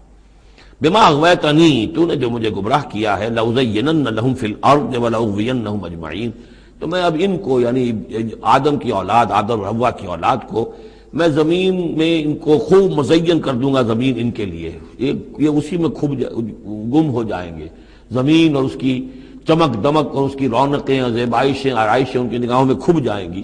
وَلَأُغْوِيَنَّهُمْ أَجْمَعِينَ، تجھے بھول جائیں گے، وہ لگ جائیں گے انہی چیزوں کے اندر، اور میں ان سب کو گمراہ کر کے چھوڑوں گا۔ لَأُغْوِيَنَّهُمْ أَجْمَعِينَ، سب کو، إِلَّا عِبَادَكَ مِنْهُمُ الْمُخْلَصِينَ، سوائے ان میں سے ان کے کہ جن کو تو اپنا خاص بندہ بنا لے، تو اپنا خاص بندہ بنا لے، مخلص کر لے، یہاں پہ وہی نوٹ کیجئے مخلص ہے، مخلصین، جن کو تو خالص کر لے اپنے لیے، ظاہر بات ہے کہ اس پر تو میرا زور نہیں چلے گا، باقی یہ کہ میں کسی کو چھوڑوں گا نہیں۔ قال ھذا صراط علی مستقیم، اللہ تعالیٰ نے فرمایا ٹھیک ہے، یہ راستہ ہے میری طرف سیدھا، یعنی یہ میرے اور تمہارے درمیان معاملہ طے ہو گیا، میں نے تمہیں چھوٹ دی، تم اپنا زور لگا لو، جس طرح بھی چاہو بہکا لو، باقی یہ کہ ان عبادی لیس لک علیہم سلطان، میرے بندوں پر تجھے اختیار کوئی نہیں ہوگا، یعنی اختیار کسی بھی انسان پر نہیں ہے، یہ نہیں کہ جس کو اللہ نے مخلص کر لیا ہو اس پر اختیار نہیں، اختیار اسے کسی بھی انسان پر نہیں ہے۔ ان عبادی لیس لک علیہم سلطان الا من اتبعک من الغاوین، سوائے ان کے کہ جو خود تیری پیروی کرے، خود غاوین میں سے ہو، خود ان کے اندر غوا ہو، خود ان کے اندر سرکشی ہو، خود وہ جو ہے وہ اپنی نفس پرستی کی طرف مائل ہو، وہ تو تیری پیروی کریں گے، ان کو تو جدھر چاہے لے جا، جس کھائی میں چاہے لے جا کے ان کو پھینک دے، اور جس جہنم کی جس وادی میں چاہے ان کو گرا دے، مجھے اس سے دلچسپی نہیں، لیکن یہ کہ میرے کسی بندے پر تجھے اختیار حاصل نہیں ہوگا۔ وَإِنَّ جَهَنَّمَ لَمَوْعِدُهُمْ أَجْمَعِينَ، اور پھر جہنم ہی ان سب کا ٹھکانہ ہوگا، سب کا جو بھی تیری پیروی کریں گے۔ لہا سبعۃ ابواب، اس جہنم کے 7 دروازے ہیں، لِكُلِّ بَابٍ مِّنْهُمْ جُزْءٌ مَقْسُوم، اور ہر ان میں سے ہر دروازے کے لیے ہم نے ایک اس کا نصیب مقرر کر رکھا ہے کہ اتنے جن اتنے انسان اس سے جائیں گے، ہو سکتا ہے کہ وہ بڑے بڑے کبیرہ گناہوں کے حوالے سے کہ یہ لوگ جو ہے جو ان گناہوں میں ملوث ہوں گے وہ اس دروازے سے جائیں گے، جو ان گناہوں میں ملوث ہوں گے وہ اس سے جائیں گے، واللہ اعلم۔ ان المتقین فی جنات وعیون، اب وہی سائملٹینیس کنٹراسٹ کہ جب جہنم والوں کا تذکرہ ہوا تو متقین کا بھی، اور جو اہل تقوی ہوں گے فی جنات وعیون، وہ ہوں گے جنتوں میں، باغات میں اور چشموں میں، ادخلوها بسلام آمنین، ان سے کہا جائے گا داخل ہو جاؤ ان باغات میں پورے امن کے ساتھ، کوئی خوف نہیں، کوئی اندیشہ نہیں۔ وَنَزَعْنَا مَا فِي صُدُورِهِم مِّن غِلٍّ، یہ مضمون پہلے بھی آ چکا ہے، اور ہم نکال دیں گے ان کے دلوں میں سے جو کچھ قدورت ہوگی، اہل ایمان کی آپس میں کوئی شکوہ، کوئی شکایت، کسی سے کوئی تکدر ہو، کوئی غل ہو، وہ ہم نکال دیں گے۔ عَلَىٰ سُرُرٍ مُتَقَابِلِينَ، وہ بیٹھے ہوئے ہوں گے تختوں کے اوپر ایک دوسرے کے آمنے سامنے۔ جب کسی سے ناراضگی ہو تو آدمی آنکھیں چار نہیں کرتا بلکہ نظر چرا جاتا ہے، لیکن جب کوئی ایسی بات نہیں، دل صاف ہے، تو آمنے سامنے بیٹھ کے گفتگو باتیں کریں گے، سینگ آئی ٹو آئی۔ متقابلین لا یمسہم فیہا نصب، انہیں نہیں پہنچے گی اس میں نہ تو کوئی تکان، وما ہم منہا بمخرجین، نہ پھر وہ اب اس سے نکالے جائیں گے۔ جب اہل جنت میں داخل ہونے کے بعد کسی کا وہاں سے نکلنے کا امکان نہیں۔ نبئ عبادی، اے نبی میرے بندوں کو بتا دیجئے، انی انا الغفور الرحیم، کہ میں یقیناً غفور ہوں، رحیم ہوں۔ میری اصل شان تو یہ ہے، لیکن وَأَنَّ عَذَابِي هُوَ الْعَذَابُ الْأَلِيمُ، میری ایک دوسری شان بھی ہے، اور وہ یہ ہے کہ میرا عذاب تو وہ بھی بہت دردناک عذاب ہے۔ لہذا کوئی آدمی جو ہے وہ نڈر نہ ہو جائے، نچنت نہ ہو جائے، وہ میری مغفرت کی امید بھی رکھے، میری رحمت سے آس بھی لگائے رکھے، لیکن یہ کہ میرے عذاب سے ڈرتا بھی رہے۔ بین الخوف والرجاء، یہ کیفیت رہنی چاہیے۔ وَنَبِّئْهُمْ عَنْ ضَيْفِ ابراہیم، اور ذرا ان کو بتا دیجئے حالات ابراہیم کے جو مہمان آئے تھے ان کے بارے میں، وہی جو پہلے ہم پڑھ چکے ہیں سورہ ہود میں۔ اِذْ دَخَلُوا عَلَيْهِ فَقَالُوا سَلَامًا، جب وہ داخل ہوئے حضرت ابراہیم کے ہاں مکان پہ آئے، انہوں نے کہا سلام، قال انا منکم وجلون، تو حضرت ابراہیم نے کہا کہ ہمیں تو تم سے کچھ خوف آ رہا ہے، آپ لوگ کون ہیں، ذرا اپنی آئیڈینٹی بتائیے۔ قالوا لا توجل انا نبشرک بغلام علیم، انہوں نے کہا کہ نہیں ڈریے نہیں، ہم تو آپ کو ایک بڑے صاحب علم بیٹے کی بشارت دینے آئے ہیں۔ قال بشرتمونی علی ان مسنی الکبر فبما تبشرون، تو حضرت ابراہیم نے فرمایا کہ یہ کیا بشارت آپ مجھے دے رہے ہیں، اس کے باوجود، علی یہاں علی الرغم کے معنی میں، اس کے باوجود کہ مجھ پر بڑھاپا طاری ہو چکا ہے، تو ذرا سوچ سمجھ کے بشارت دیجیے، کوئی غلطی تو نہیں لگی ہے آپ کو۔ قالوا بشرناک بالحق، انہوں نے کہا نہیں ہم نے بشارت آپ کو دی ہے حق کے ساتھ، قطعی اور حقیقی بات ہے، شدنی امر ہے، یہ ہو کر رہنے والا ہے۔ فلا تکن من القانتین، تو اے ابراہیم آپ تو پھر نا امید لوگوں میں سے تو نہ ہو جائیے، مایوس نہ ہو جائیے۔ قال ومن یقنط من رحمت ربہ الا الضالون، تو حضرت ابراہیم نے کہا کہ ہاں یہ بات تو آپ صحیح کہہ رہے ہیں، اللہ تعالیٰ کی رحمت سے مایوس تو صرف وہی ہو سکتے ہیں جو گمراہ ہوں۔ یہ اللہ کی قدرت، اللہ کی رحمت، عین بڑھاپے میں اللہ مجھے اولاد دے دے، 87 برس کی عمر میں بیٹا دے دے، جیسے اس نے حضرت یحییٰ کی والدہ کو، جو کہ بالکل بانجھ رہی ساری عمر، اور حضرت زکریا جو ہیں بہت بوڑھے ہو چکے تھے، اسی طریقے سے معاملہ یہاں بھی ہوا ہے۔ قال فما خطبکم ایھا المرسلون، اب انہوں نے پوچھا کہ اے فرشتادو، اے جو بھیجے گئے ہو، ایلچیو، تمہارا کیا معاملہ ہے، یعنی کس قدر جا رہے ہو، کیا قصد ہے، کیا ارادہ ہے۔ قالوا انا ارسلنا الی قوم مجرمین، انہوں نے کہا کہ ہمیں بھیجا گیا ہے ایک مجرم قوم کی طرف، الا آل لوط، سوائے آل لوط، لوط کے گھر والوں کو، اس کے گھر والوں کو تو ہم بچا لیں گے، انا لمنجوہم اجمعین، ان سب کو ہم بچا لیں گے، نجات دیں گے، الا امرأتہ، اس میں بھی ایک استثناء ہے، سوائے اس کی بیوی کے، قدرنا انہا لمن الغابرین، ہم نے یہ اندازہ کر لیا ہے، یہ اندازہ ہے کہ وہ جو ہے پیچھے رہنے والوں میں سے ہوگی۔ قالوا بل جئناک بما فلما جاء آل لوط المرسلون، تو جب یہ لوط کے گھر پہنچے یہ فرشتادے بھیجے ہوئے اللہ کی طرف سے ایلچی جو آئے تھے، قال انکم قوم منکرون، وہی بات حضرت لوط نے فرمائی کہ آپ لوگ کچھ اجنبی سے لوگ ہیں، میں آپ کو جانتا نہیں، آپ کون لوگ ہیں، کہاں سے تشریف لائے ہیں۔ قالوا بل جئناک بما كانوا فيه يمترون، انہوں نے کہا نہیں بلکہ ہم تو وہ شے لے کر آئے ہیں آپ کے پاس جس کے بارے میں یہاں کے رہنے والوں کو شک تھا۔ آپ جب کہتے تھے کہ تم باز نہیں آؤ گے، ان خبیث فعل کو نہیں ترک کرو گے، شرک سے باز نہیں آؤ گے تو تم پر اللہ کا عذاب آئے گا، یہ اس میں شک کرتے تھے، مذاق اڑاتے تھے، اب وہ شے ہم لے کر آئے ہیں۔ وَأَتَيْنَاكَ بِالْحَقِّ وَإِنَّا لَصَادِقُونَ، اب ہم اللہ تعالیٰ کے آخری فیصلے کے ساتھ، قطعی اور شدنی فیصلے کے ساتھ آئے ہیں، اور ہم سچے ہیں، جو بات ہم کہہ رہے ہیں وہ درست ہے۔ فَأَسْرِ بِأَهْلِكَ بِقِطْعٍ مِّنَ اللَّيْلِ، تو آپ اپنے گھر والوں کو لے کر نکل جائیے رات کے ایک حصے میں، کہ ابھی رات باقی ہو، صبح ہونے سے پہلے پہلے نکل جائیے، وَاتَّبِعْ أَدْبَارَهُمْ، اور آپ بھی ان کے پیچھے پیچھے جائیے، وَلَا يَلْتَفِتْ مِنْكُمْ أَحَدٌ، اور کوئی آپ میں سے پیچھے مڑ کر اب دیکھے نہیں، یعنی کوئی دوستی، کوئی یاد آ رہی ہو، کوئی تعلقات اب جو ہے وہ ستا رہے ہوں دل کو۔ وَامْضُوا حَيْثَ تُؤْمَرُونَ، اور اب چلے جائیے وہاں جہاں آپ کو حکم ہوا ہے۔ وَقَضَيْنَا إِلَيْهِ، اور یہ بات ہم نے اس کو بتا دی، یہ فیصلہ ہم نے کنوے کر دیا اسے، ذالک الامر، یہ فیصلہ، ان دابر ہؤلاء مقطوع مصبحین، کہ ان لوگوں کی جڑ صبح ہوتے ہی کاٹ دی جائے گی، یعنی یہ کہ اس پوری قوم کو تہس نہس کر دیا جائے گا، دونوں شہر جو ہیں نسیہ منسیہ کر دیے جائیں گے، یہاں کوئی ایک متنفس بھی نہیں بچے گا۔ وجاء اہل المدینہ یستبشرون، اور اب آئے لوگ وہ دوڑے ہوئے بدماش لوگ جو ہیں وہ خوشیاں مناتے ہوئے آئے کہ بڑے خوبصورت لڑکے جو ہیں آج مہمان ہو کر آئے ہیں لوط کے ہاں، تو ہمارے لیے بڑا اچھا موقع ہے۔ قال ان هؤلاء ضیفی فلا تفضحون، حضرت لوط نے ان سے کہا یہ دیکھو میرے مہمان ہیں، مجھے رسوا نہ کرو، واتقوا اللہ ولا تحزون، اللہ کا تقوی اختیار کرو اور میری بے آبروئی مت کرو۔ قالوا اولم ننهک عن العالمین، انہوں نے کہا کہ دیکھو لوط، ہم نے تمہیں تمام جہانوں والوں سے روکا ہوا نہیں ہے کہ تم ٹھیکہ مت لو کسی کا، ہم جس کے ساتھ جو چاہیں کریں، تم کون ہوتے بیچ میں آنے والے، تم کو ٹھیکیدار بن گئے ہو پوری دنیا کے۔ اولم ننہک، کہ ہم نے منع کیا تمہیں، نہیں کیا تمہیں کہ تمام جہان والوں کی حمایت میں نہ کھڑے ہو جایا کرو۔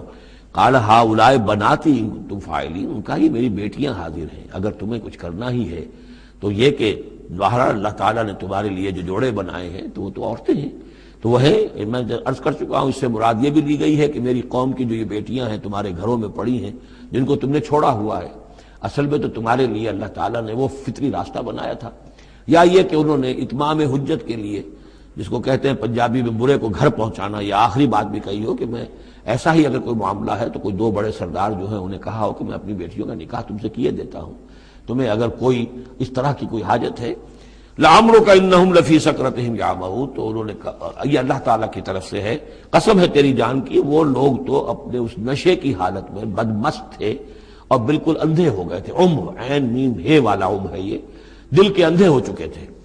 فاخذتہم الصیحۃ مشرقین، تو پھر انہیں آ پکڑا ایک چنگھاڑ نے اجالا ہونے کے وقت. مشرق، یہ مشرق نہیں ہے، مشرق ہے. مشرق ہے اجالے کی جگہ، صبح جہاں سے نکلتی ہے وہ مشرق ہے. شرق کے معنی جو ہے اصل میں وہ روشنی ہے، تو اسی سے یہ مشرقین، صبح ہونے کا وقت، سورج نکلتے وقت جب اجالے کا وقت ہوا تو ان کو ایک چنگھاڑ نے آ پکڑا. فجعلنا عالیہا سافلہا، تو ہم نے اس کے اوپر والے حصے کو نچلا بنا دیا، یعنی تل پٹ کر دیا.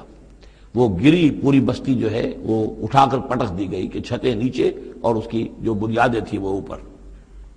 وَأَمْطَرْنَا عَلَيْهِمْ حِجَارَةً مِّن سِجِّيلٍ، اور پھر ہم نے ان پر بارش برسائی، سجیل، مٹی کے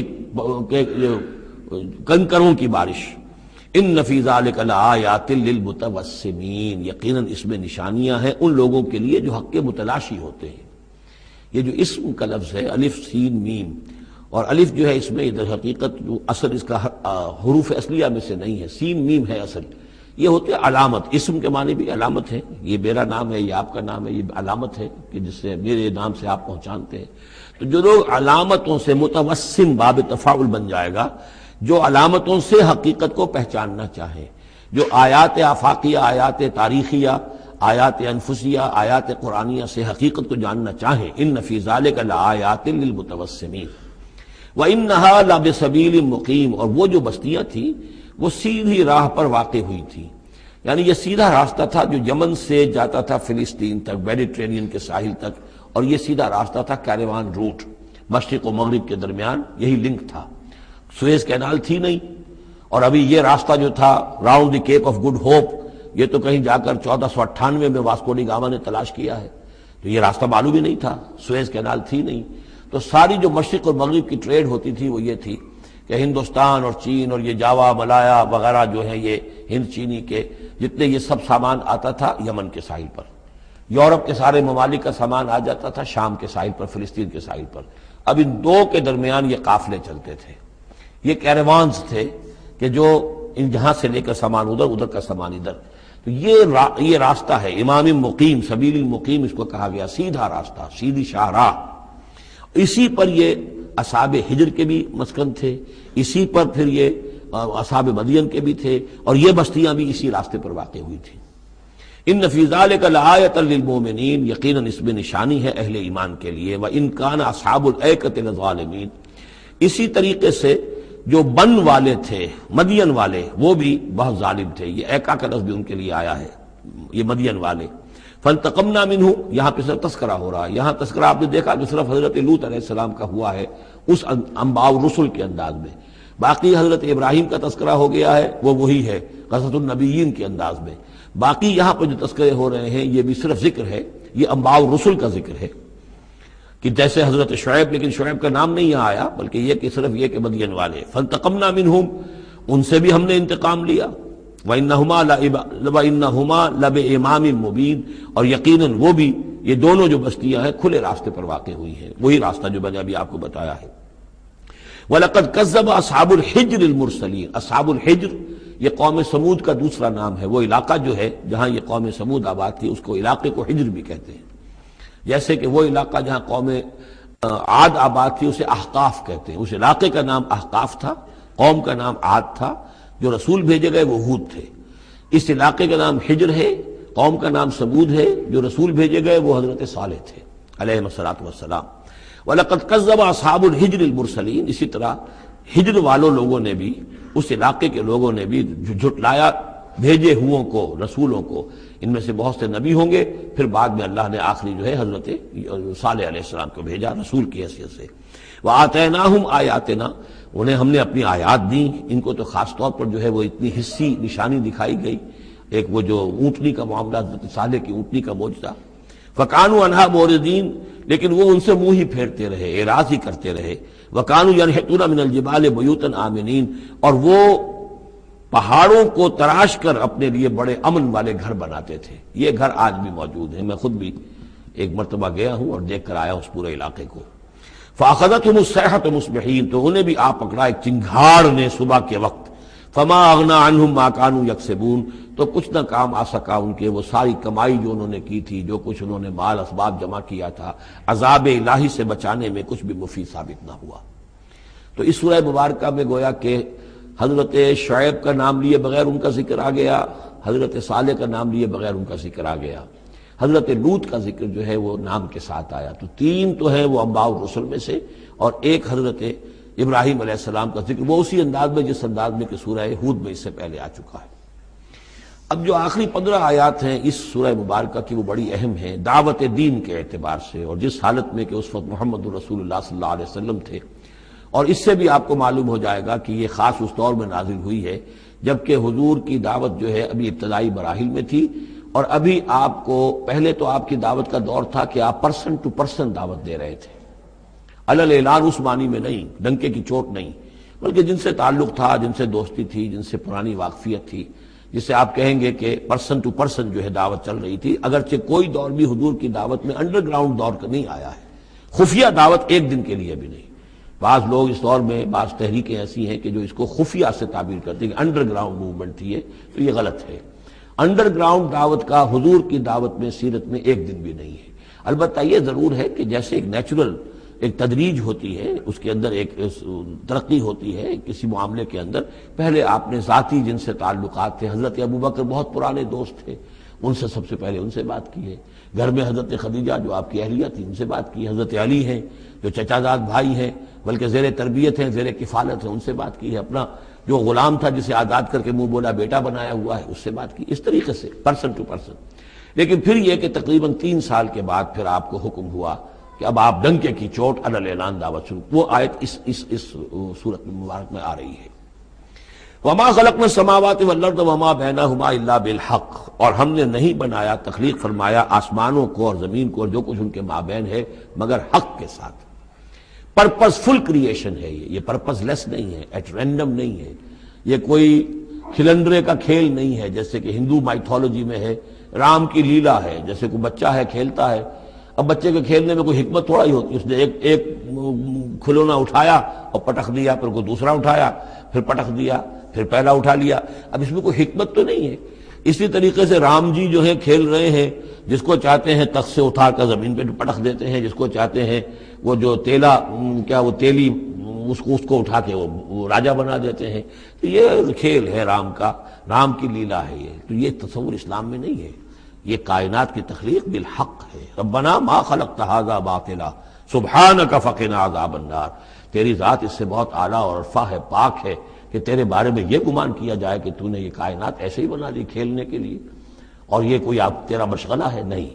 وما خلقنا السماوات والارض وما بینہما الا بالحق وان الساعۃ لآتیۃ، اس حق کا فیصلہ یہ ہے، اس حق کا منطقی نتیجہ یہ ہے کہ قیامت آ کر رہے، اس لیے کہ باقی تمام چیزیں تو انسانوں کے لیے پیدا کی گئی ہیں، ان کی ساری توجہ یہی ہو جائے گی انسان کاہے کے لیے پیدا کیا گیا، اور خاص طور پر انسان میں جو اخلاقی حص رکھی گئی ہے۔ By very nature, by his very nature he knows this is good this is evil, یہ جو اس کے اندر ایک شعور ہے، ایک تمیز ہے، یہ ایول ہے یہ گڈ ہے، یہ اچھا ہے یہ برا ہے۔ اب اس کا نتیجہ کیا نکل رہا ہے؟ یہاں تو الٹے نتیجے نکلتے ہیں، بہت سے اچھے لوگ جو ہیں انہیں فاقے آ رہے ہوتے ہیں، اور بہت بدماش جو ہیں وہ یہاں پہ عیش کر رہے ہوتے ہیں۔ تو یقیناً کوئی اور زندگی ہونی چاہیے، اور یقیناً کوئی دن ہونا چاہیے کہ جس میں بھرپور حساب کتاب ہو جائے، نیکوکاروں کا حساب کتاب ہو جائے، اور پھر ان کی زندگی ایسی ہو کہ بھرپور صلہ انہیں ان کا مل سکے، اور بدکاروں کی بدکاریوں کا حساب کتاب ہو جائے، اور پھر ایسی زندگی ہو، ایسا نظام ہو کہ انہیں پوری سزا مل سکے۔ تو یہ گویا کہ حق کا تقاضا ہے۔ وما خلقنا السماوات والارض وما بینہما الا بالحق وان الساعۃ لآتیۃ، قیامت آ کر رہے گی۔ فاصفح الصفح الجمیل، تو اے نبی آپ ذرا ابھی خوبصورتی کے ساتھ درگزر سے کام لیجئے، یعنی یہ کہ یہ مجرم کہیں بھاگ کے نہیں چلے جائیں گے، ہماری پکڑ سے نکل نہیں جائیں گے، قیامت آئے گی، ایک کیفر کردار کو پہنچ جائیں گے۔ ابھی آپ ذرا تحمل کیجئے، صبر سے کام لیجئے۔ فاصفح الصفح الجمیل، ابھی ہماری مرضی اس میں ہے کہ ہم ان کی رسی دراز کریں، یہ جو کچھ کہہ رہے ہیں برداشت کر لیجئے، سن لیجئے، سنا انسنا کر دیجئے، یہ جو آپ صبر کریں گے اس سے آپ کے درجات بلند ہوتے چلے جائیں گے. لیکن فوری طور پر آپ کے دل میں اگر یہ خیال پیدا ہونے بھی لگے بربنائے طبع بشری کے انہیں سزا ملنی چاہیے، یہ بدبخت مجھے کیا کہہ گیا، ابھی یہ مجھے پاگل کہہ گیا اور یہ مجھے جو ہے ساحر کہہ گیا یا مسحور کہہ گیا، نہیں. فصفح الصفح الجمیل، ابھی ذرا آپ خوبصورتی کے ساتھ چشم پوشی کیجئے، نظر انداز کیجئے. ان ربک هو الخلاق العلیم، یقیناً آپ کا رب جو ہے وہ وہی ہے جو پیدا کرنے والا ہے، خلاق ہے، اور ظاہر بات ہے جس نے پیدا کیا ہے وہ جانتا بھی ہے. سورہ ملک میں ہم پڑھیں گے الا یعلم من خلق وهو اللطیف الخبیر، کیا اسی کے علم میں نہیں ہوگا جس نے پیدا کیا ہے؟ وہ تو جانتا ہر شے کو. اب یہ گھڑی جس نے بنائی ہے اسے تو معلوم ہے اس میں کون کون سا پرزہ ہے، کہاں کہاں ہے، اس کے اپنے ہاتھ کا اس کے اندر جو ہے ٹکایا گیا ہے. میں واقف نہیں ہوں اس کے اندر کیا کچھ ہے، لیکن گھڑی کا بنانے والا تو جانتا ہے. الا یعلم من خلق، کیا وہی نہ جانے گا جس نے پیدا کیا؟ وهو الخلاق العلیم، وہ تو خلاق اور علیم ہے. وَلَقَدْ آتَيْنَاكَ سَبْعًا مِنَ الْمَثَانِي، دل جوئی کے لیے حضور سے فرمایا اور ہم نے آپ کو دی ہیں وہ 7 آیتیں جو آپ کا وظیفہ ہیں، دوہرا دوہرا کر پڑھتے رہا کیجئے، دوہرا دوہرا کر پڑھتے رہا کیجئے. اس پر تقریباً اجماع ہے امت کا کہ اس سے مراد ہے سورہ فاتحہ. 7 آیتیں جو بار بار پڑھی جاتی ہیں. اب آپ دیکھیے کہ ہر شخص جو نماز پڑھتا ہے دن میں کتنی مرتبہ سورہ فاتحہ پڑھ رہا ہے، ہر نماز میں کتنی مرتبہ پڑھ رہا ہے، دوہرا دوہرا کر. یہ آیت جو ہے، جیسا کہ ہم نے جب سورہ فاتحہ پڑھ رہے تھے، من لم یقرأ بفاتحۃ الکتاب لا صلاۃ لمن لم یقرأ بفاتحہ، اس کی کوئی نماز ہی نہیں ہے، نماز کا جزو لازم ہے. بلکہ قسمت الصلاۃ بینی و بین عبدی نصفین والی حدیث میں نے آپ کو سنائی، حدیث قدسی، تو وہ تو اصل الصلاۃ ہے ہی سورہ فاتحہ. والقرآن العظیم، اور یہی بڑا قرآن ہے. یعنی یہ اپنی اہمیت کے اعتبار سے، اپنی فضیلت کے اعتبار سے خود اپنی جگہ پر سورہ فاتحہ ایک قرآن عظیم کا درجہ رکھتی ہے. اسی لیے اس کو اساس القرآن بھی کہا، اس کو کافیہ بھی کہا، شافیہ بھی کہا گیا، یہ ام القرآن بھی ہے. وَلَقَدْ آتَيْنَاكَ، اے نبی ہم نے اتنی بڑی بڑی دولتیں آپ کو دی ہیں. یہ کیوں گنایا جا رہا ہے یہ ذرا آگے آپ کو معلوم ہو جائے گا، کیونکہ بہرحال حضور کو یہ احساس ہوتا تھا یا نہیں ہوتا تھا، دیکھنے والوں کو تو احساس ہوتا تھا. ابو جہل مالدار ہے، ولید بن مغیرہ اتنا بڑا چودھری ہے، یہ محمد تو یتیم تھے، کوئی مال دولت ان کے پاس نہیں، کوئی ان کی حیثیت نہیں. ہاں کچھ عرصے سے کچھ کھا پی بھی رہے ہیں تو وہ بیوی کا مال ہے، اپنا تو نہیں ہے. یہ ان کی نگاہوں میں جو ان کے معیارات تھے، جو ان کے اندازے تھے سوچنے کے، وہ تو یہ تھے. اس حوالے سے یہاں بظاہر حضور سے خطاب ہے، لیکن اصل میں ان کو بتایا جا رہا ہے کہ بدبختو تمہیں کیا معلوم ہم نے ان کو کتنی بڑی دولت دی ہے. وَلَقَدْ آتَيْنَاكَ سَبْعًا مِنَ الْمَثَانِي وَالْقُرْآنِ الْعَظِيمِ، ہم نے ان کو وہ 7 آیتیں عطا کی ہیں. ایک حدیث کے مطابق جیسی آیت نہ قرآن میں اتری کوئی اور اس کے مثل، اور نہ تورات میں نہ انجیل میں. یہ سورہ فاتحہ ہے. وَلَقَدْ آتَيْنَاكَ سَبْعًا مِنَ الْمَثَانِي وَالْقُرْآنِ الْعَظِيمِ وَلَا تَمُدَّنَّ عَيْنَيْكَ إِلَىٰ مَا مَتَّعْنَا بِهِ أَزْوَاجًا مِّنْهُمْ، تو اے نبی آپ کی نگاہیں نہ اٹھیں اس ساز و سامان کی طرف جو ہم نے ان کو عطا کیا ہے. ابو جہل کو اگر دے رکھا ہے، ولید بن مغیرہ کو دے رکھا ہے، اور بڑے سرداروں کو دے رکھا ہے، ان کی جائیدادیں ہیں. ولید بن مغیرہ کے باغات طائف میں بھی ہیں، اس کی جائیداد طائف میں بھی ہے، مکے میں بھی ہے. آپ کی نگاہ ادھر اٹھے ہی نہ.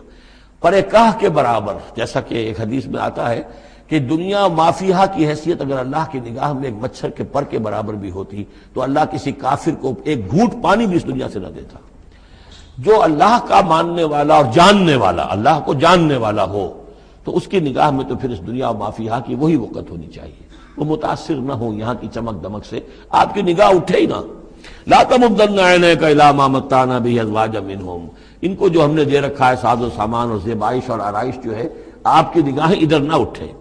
ولا تحزن علیہم، اور اب دیکھیے ان کے اوپر جو بھی اب عذاب آئے گا یا جس عذاب کے مستحق ہو رہے ہیں، آپ اس پر غم بھی نہ کھائیے. ٹھیک ہے یہ آپ کا کنبہ ہے، قبیلہ ہے، اب ابو لہب آپ کا چچا بھی ہے، لیکن یہ کہ آپ غم نہ کیجئے. آپ وَاخْفِضْ جَنَاحَكَ لِلْمُؤْمِنِينَ، اور آپ اپنے کندھوں اور بازوؤں کو ذرا جھکا کر رکھیے اہل ایمان کے لیے.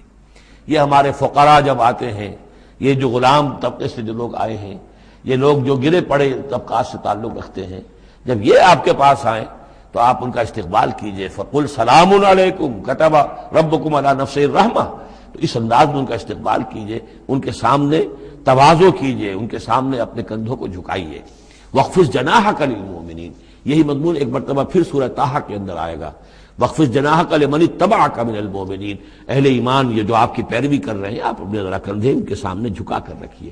یا یہ حکم دیا گیا ہے اولاد کو والدین کے بارے میں، اگلی صورت میں آ جائے گا سورہ بنی اسرائیل میں، کہ ان کے لیے اپنے کندھوں کو، اپنے بازوؤں کو ذرا جھکا کر رکھا کرو. والدین کے سامنے تن کر نہ کھڑے ہو کہ کندھے جو اٹھے ہوئے ہیں، بلکہ کندھے ذرا دبا کر.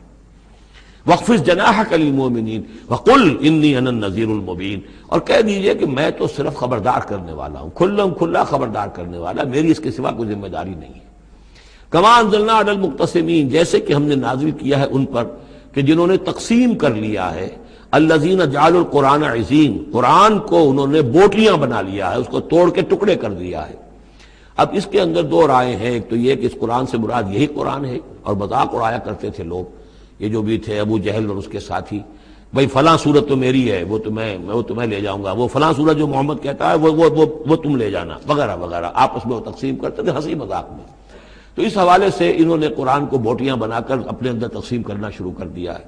ایک رائے یہ ہے، مجھے وہ زیادہ قرین قیاس معلوم ہوتا ہے کہ قرآن کے لفظ کا اطلاق تورات پر بھی ہوا ہے، کہ یہ قرآن وہ ہے جو محمد پر نازل ہوا، ولا بالذی بین یدیہ، ایک اور جگہ ہم آگے چل کر دیکھیں گے، وہ قرآن جو اس سے پہلے تھا، اور وہ گویا کہ وہ تورات تھی، اللہ کی کتاب۔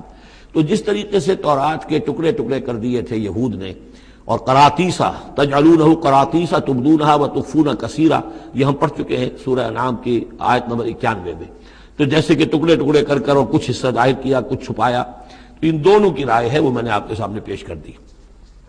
فَوَرَبِّكَ لَنَسْأَلَنَّهُمْ أَجْمَعِينَ، تو تیرے رب کی قسم اے محمد صلی اللہ علیہ وسلم، ان سب کو ہم جمع کر کے رہیں گے۔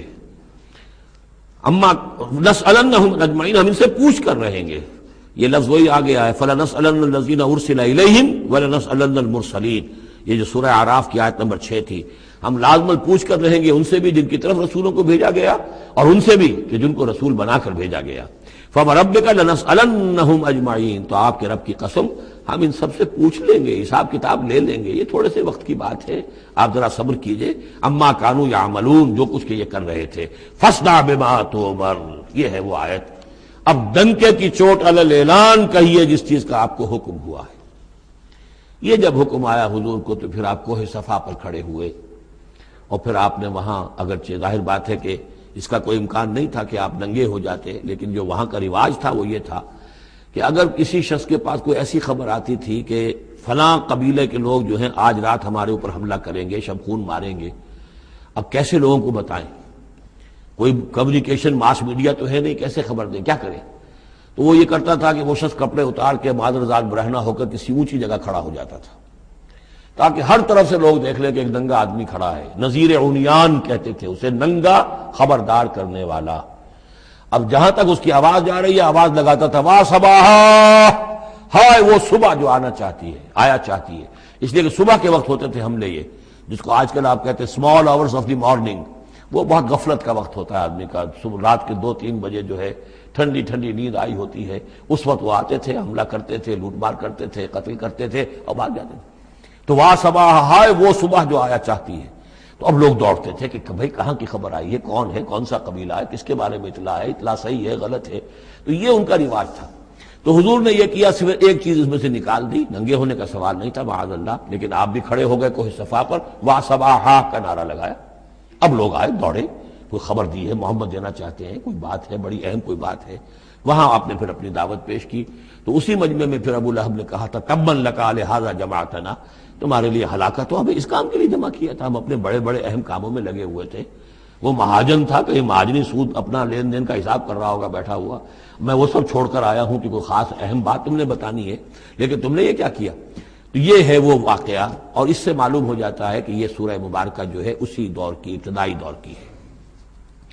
فاصدع بما تؤمر واعرض عن المشرکین، تو اب ڈنکے کی چوٹ کہیے اب جو کہ آپ کو حکم دیا گیا ہے، اور ان مشرکوں سے اعراض کیجئے، پرواہ نہ کیجئے ان کی۔ انا کفیناک المستہزئین، یہ جو استہزاء کرنے والے ہیں، تمسخر اڑانے والے ہیں، ہم آپ کی طرف سے ان کے لیے کافی ہو رہیں گے، ان کی کوئی مخالفت آپ کا کچھ بال بیکا نہیں کر سکے گی۔ الذین یجعلون مع اللہ الہا آخر، جو اللہ کے ساتھ ساتھ اور بھی الہ گھڑے بیٹھے ہوئے ہیں، فسوف یعلمون، تو عنقریب انہیں معلوم ہو جائے گا کہ اصل حقیقت کیا ہے اور وہ کس طرح کی گمراہیوں میں پڑے ہوئے تھے۔ اب وہ آیت آ گئی جس کا کئی مرتبہ میں حوالہ دے چکا ہوں، اور سورہ انعام میں خاص طور پر وَلَقَدْ نَعْلَمُ، اے نبی ہمیں خوب معلوم ہے، اَنَّكَ يَضِيقُ صَدْرُكَ بِمَا يَقُولُونَ، کہ جو کچھ یہ لوگ کہہ رہے ہیں اس سے آپ کا سینہ بھجتا ہے۔ کسی نے پاگل کہہ دیا، کسی نے مجنون کہہ دیا، آصیب کا سایہ آ گیا، کوئی ہمدردی کے انداز میں آ کے کہتا ہے۔ عتبہ ابن ربیعہ ایک دفعہ آیا چونکہ وہ بزرگ تھا، خاندان کا معمر آدمی تھا، بھتیجے میرے بڑے تعلقات ہیں عاملوں سے بھی، کاہنوں سے بھی، واقعی اگر کوئی تم پر کوئی سایہ ہو گیا ہے، کوئی بری روح کوئی آ گئی ہے تو مجھے بتا دو، میں بلا کے لے آؤں گا، علاج کرا دوں گا تمہارا۔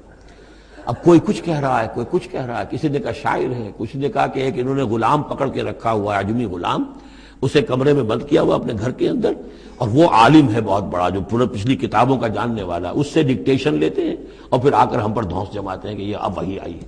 تو یہ ساری باتیں سنتے تھے حضور صلی اللہ علیہ وسلم، تو آپ کو تکلیف پہنچتی تھی، کوفت ہوتی تھی۔ وَلَقَدْ نَعْلَمُ، اے نبی یہ نہ سمجھیے کہ ہمیں اندازہ نہیں ہے کہ آپ کو کوفت ہو رہی ہے، آپ کو تکلیف ہو رہی ہے، آپ کا سینہ بھیجتا ہے۔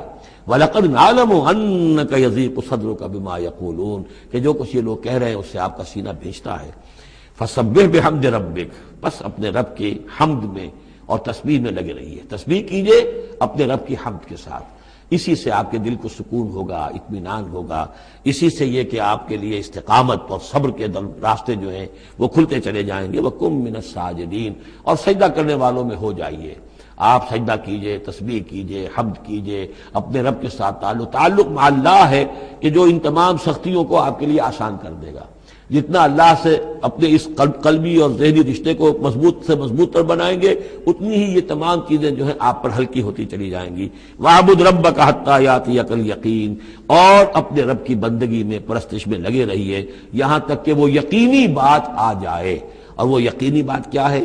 جو یقینی شے ہے، شدنی ہے، موت، یعنی یہ کہ تا دم آخر دم فارغ مباش، اندری رہ میں تراش و میں خراش، آخری وقت تک اس بندگی میں اپنے لگے رہیے، جو بھی آخری موت جب تک آ جائے، یا موت سے مراد یہ بھی ہو سکتا ہے یقین سے، یقینی بات اللہ کی مدد آ جائے، اللہ کی طرف سے غلبہ حاصل ہو جائے اور اللہ تعالیٰ کی نصرت آ جائے، اللہ کا فیصلہ آ جائے، لیکن عام طور پر گمان یہی ہے کہ اس سے مراد موت ہے۔ وَاعْبُدْ رَبَّكَ حَتَّىٰ يَأْتِيَكَ الْيَقِينُ، اور اپنے رب کی بندگی اور پرستش میں لگے رہیے یہاں تک کہ وہ یقینی شے وقوع پذیر ہو جائے۔